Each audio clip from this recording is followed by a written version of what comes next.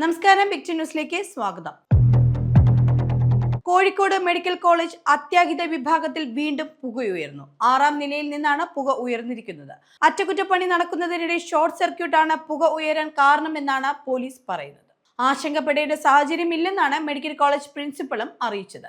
Cardiac surgery തിയേറ്ററിലെ short സർക്യൂട്ടാണ് ഇപ്പോൾ ഉണ്ടായ പുകയ്ക്ക് കാരണം.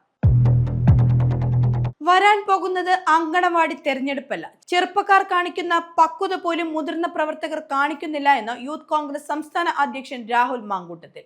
ഞങ്ങൾ മിണ്ടാതിരിക്കുന്നത് അത് താങ്ങാനുള്ള കെൽപ്പ് പാർട്ടിക്ക് ഇല്ലാത്തത് കൊണ്ടാണ്. സാധാരണ പ്രവർത്തകരുടെ ആത്മവിശ്വാസം തകർക്കരുത്. ഇനിയെങ്കിലും കുറച്ച് പക്വതയോടുകൂടി പ്രവർത്തിക്കണമെന്നും അദ്ദേഹം പറഞ്ഞു. ഡൽഹിയിൽ ചർച്ചകൾ മുറുകുന്നു. KPCC പ്രസിഡന്റിനെ ഉടൻ തന്നെ പ്രഖ്യാപിക്കാൻ സാധ്യത. സംഘടനാ general secretary KC Venugopal Rahul ഗാന്ധിയുമായി കൂടിക്കാഴ്ച നടത്തി. കേരളത്തിലെ നേതാക്കളുമായി രാഹുൽ ഗാന്ധി ഫോണിലും സംസാരിച്ചു. നിലവിലത്തെ സ്ഥിതിയും അധ്യക്ഷനെ മാറ്റുന്നതിലുള്ള നിലപാടും നേതാക്കളുമായി രാഹുൽ ഗാന്ധി ചോദിച്ചറിഞ്ഞു എന്നാണ് അറിയുന്നത്.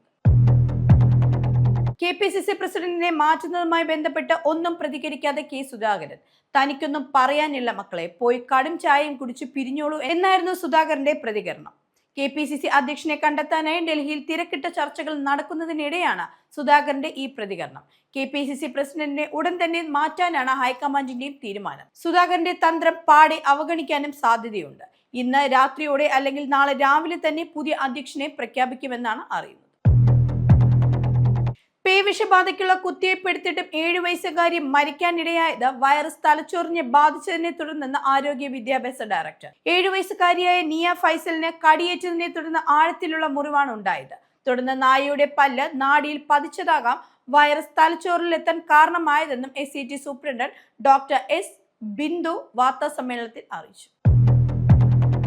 തുടരും സിനിമയുടെ വ്യാജ പതിപ്പ് പുറത്ത്. ടൂറിസ്റ്റ് ബസ്സിലാണ് സിനിമയുടെ വ്യാജ പതിപ്പ് പ്രദർശിപ്പിച്ചത്. നടൻ ബിനു പപ്പുവിനാണ് ഒരു വിദ്യാർത്ഥി പ്രദർശനത്തിന്റെ വീഡിയോ അയച്ചു കൊടുത്തത്. സംഭവവുമായി ബന്ധപ്പെട്ട് നിയമ നടപടി സ്വീകരിക്കുമെന്ന് നിർമ്മാതാവ് രഞ്ജിത്ത് അറിയിച്ചു. മലപ്പുറത്ത് നിന്ന് വാഗമണിലേക്ക് പോയ ബസ്സിലാണ് സിനിമ പ്രദർശിപ്പിച്ചത്. ബ്ലോക്കിൽപ്പെട്ട് നിർത്തിയിട്ടപ്പോൾ ഒരു വിദ്യാർത്ഥി പുറത്തുനിന്ന് ഈ വീഡിയോ എടുക്കുകയായിരുന്നു. അട്ടപ്പാടിയിൽ ഇതര സംസ്ഥാന തൊഴിലാളിയെ കഴുത്തെടുത്ത് കൊലപ്പെടുത്തിയ ശേഷം മുങ്ങിയ പ്രതി പിടിയിൽ. അസം സ്വദേശി നജറുൽ ഇസ്ലാം ആണ് പിടിയിലായത്. പെരുമ്പാവൂരിൽ നിന്നാണ് ഇയാളെ പിടികൂടുന്നത്. ഇയാളുടെ ഭാര്യയും ഇയാൾക്കൊപ്പം ഉണ്ടായിരുന്നു. ഇന്നലെ ഉച്ചയോടെയാണ് ഇയാൾ കൊലപാതകം നടത്തിയ ശേഷം ഇവിടെ നിന്ന് മുങ്ങുന്നത്. ജാർഖണ്ഡ് സ്വദേശിയായ രവിയാണ് മരിച്ചത്. 35-കാരനായ രവിയുടെ തല അറുത്തുമാറ്റിയ നിലയിലായിരുന്നു. ഇടുക്കിയിൽ നടക്കാൻ പോകുന്ന റാപ്പർ വേടന്റെ പരിപാടിയിൽ സന്ദർശകർക്ക് നിയന്ത്രണം ഏർപ്പെടുത്തി. 8,000 പേർക്ക് മാത്രമാണ് പ്രവേശനം. സ്ഥലപരിമിതി മൂലമാണ് പ്രവേശനം പരിമിതപ്പെടുത്താൻ തീരുമാനിച്ചത്. 200 പോലീസുകാരെയും സുരക്ഷയ്ക്ക് ഏർപ്പെടുത്തി. അർദ്ധരാത്രി ശ്മശാനത്തിൽ വച്ച് പുസ്തക പ്രകാശനം നടത്താൻ ഒരുങ്ങുകയാണ് എഴുത്തുകാരൻ അഖിൽ P. ധർമ്മജൻ. രാത്രി 12 മണിക്ക് ശേഷം എന്ന നോവലാണ് കോഴിക്കോട് മാവൂർ റോഡ് പൊതുശ്മശാനത്തിൽ വെച്ച് പ്രകാശനം ചെയ്യാൻ ഒരുങ്ങുന്നത്. ഭീകരർക്ക് താമസവും ഭക്ഷണവും നൽകിയിരുന്ന യുവാവ് സുരക്ഷാ സേനയുടെ കയ്യിൽ നിന്ന് രക്ഷപ്പെട്ട് നദിയിൽ ചാടി മരിച്ചു. ഇംതിയാസ് അഹമ്മദ് മഗ്രെ എന്ന 23-കാരനാണ് മരിച്ചത്.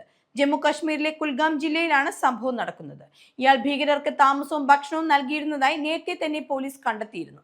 വനത്തിൽ ഒളിപ്പിച്ചിരുന്ന തീവ്രവാദികൾക്കാണ് ഇയാൾ ഭക്ഷണവും വെള്ളവും മറ്റു സാധനങ്ങളും നൽകിയിരുന്നത്.